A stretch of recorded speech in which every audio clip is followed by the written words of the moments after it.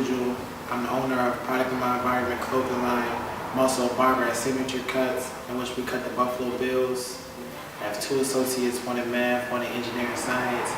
I was currently going to Buff State for mechanical engineering technology, but I stopped going about a year and a half ago.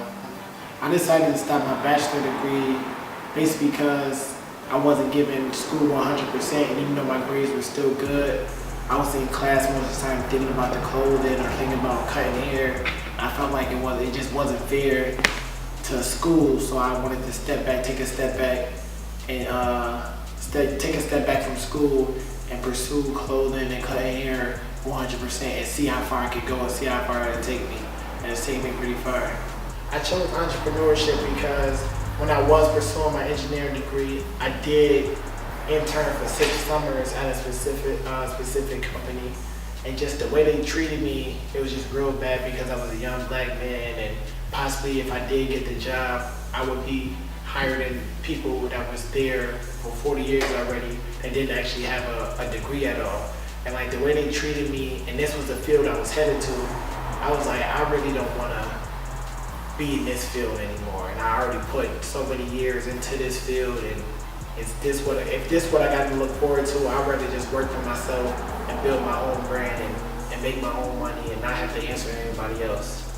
The name of my line is POME, which is short for Product of My Environment, POME. Basically, I wanted to start it because at the time when I started, the trends was changing, everything was getting real tight and real different. You couldn't find a simple red shirt. So I just wanted to bring back the clothes that I like to wear. Now, eventually I started just for myself, and once I started posting on Facebook, people was interested and started inquiring about it, so I started making more designs and making it available to the public. Product of My Environment is basically saying like the environment you grow up in, it kind of molds you into the person you are. And Buffalo is considered top 10 most dangerous cities in the United States, but I wanted to like put a flip on it. Even though we're one of the most dangerous cities in the United States, it doesn't mean that the product of my environment has to be negative. So I was trying to live as an example by going to school to be an engineer, just to prove that even though I'm from the hood, I don't have to be kind of condemned to the hood and fall into the traps of being a drug dealer or being a crackhead or anything along those lines. So it's basically kind of putting a spin on the word product of my environment and making it into something positive. The way I come up with my designs and logos for my clothing is basically I let it come naturally. I don't like to force anything, so I can be driving up the street and come up with an idea, and right away I go home and start messing around with it and see what I can come up with. Each phrase I choose for a different reason, but basically the reason for the line is to represent Buffalo. So sometimes a phrase would be a popular phrase in the community at the time, or it'll be involved in something that's going on. What makes my brand different, I don't actually put POME on everything I put out. Actually, most recently, you probably won't even see POME on a shirt. And it kind of, so every time a shirt come out or a design come out, it's kind of fresh. And you don't even know it's mine unless you really follow me, unless you really follow my Facebook and my Instagram. You just see a nice shirt that you like.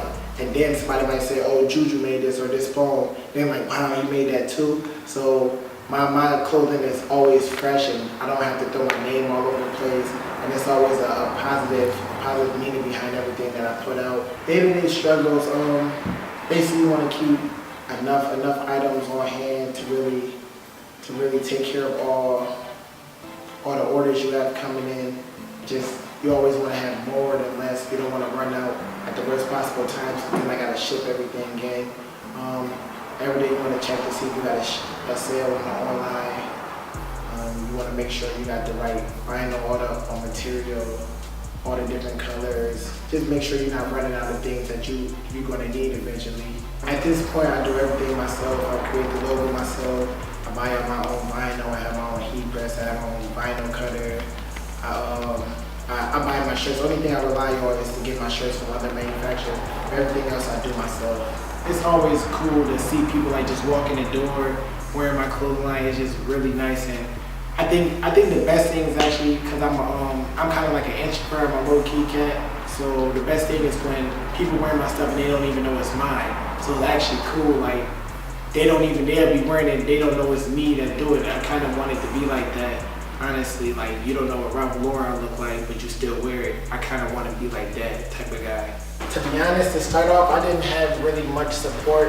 I didn't have a big support system. That kind of pushed me even harder because it made me make better pieces. Because when you had a support system, they basically buy whatever you put out just to support you and just show that they care for you. I didn't really have that, so I had to like work a lot harder to get people's attention and get people to support me and buy what I was putting out, and it made me make more undeniable products. Like once you put out something that's undeniable, people are going to buy it regardless if they know you, if they like you, if they ever see you around, or if they related to you, they're going to buy it regardless because it's undeniable. So it just made me more creative and made me think of ways to put out undeniable products. Things that keep me inspired and motivated is literally every day. I watch motivational videos on YouTube. Mostly Eric Thomas. He puts out stuff so much. Like he probably puts out 5 videos a week. So he keeps me motivated on a daily basis. My favorite motivational speaker is actually Les Brown. He's a lot older, so he wasn't that hip to the media thing, but he does have a lot of things on YouTube. They're longer videos, and I actually like those. I just pop them in, and I go about my day. I just let the video play, and I actually listen to it in the background while I'm doing whatever I do. But I don't really watch TV. I don't listen to the radio. I don't do a lot of things that people do. They think that's weird to me, but I think it's weird. I think it's weird that they watch so much TV and listen to radio, but I like to read books. My favorite book is The Alchemist. I try to read that once a month. I fell off recently, but I think The Alchemist is a really good book. It's an easy read, and it has a lot of Jews in it. Some advice I would give somebody that want to start their own business is, when you start your business, just make it true to you. So like, whatever you say your business stand for, you literally got to stand for that, and you got to live that way. Because if you say your brand means this or stands for this and this is what you represent, but when they see you out in public, you're not living that way, or you're not living that life you say you live, people don't really take you seriously, and people not going to really buy into your brand if you're not even buying into your brand. So when you make your brand, don't try to make it all holier than thou, and make it something that's really about you and true to you, true to who you are, so that you can really live by that. People go their whole life without ever hearing anything positive. I grew up in a real negative household where like it was just a cool thing to put you down, joke about people, and I grew up with a real bad self-esteem. You never really hear positive things on a daily basis. So I like to be that guy that you go to, the page you go to when I need to hear something good, hear something uplifting. You know, every time you're going to have something inspiring to say. You're not going to see anything negative on my page, no cuss words, no bad mouth for nobody, no talking bad about anyone. You know, it's going to be uplifting and something inspiring when you come to my page. And I think people really need that. And I would like to inspire other people that do that more often also. So it's just a more positive environment that we're living in, instead of all the negativity that we see on a daily basis. Yeah, so I do a lot of speaking engagements, boys and girls clubs, community centers, daycare centers.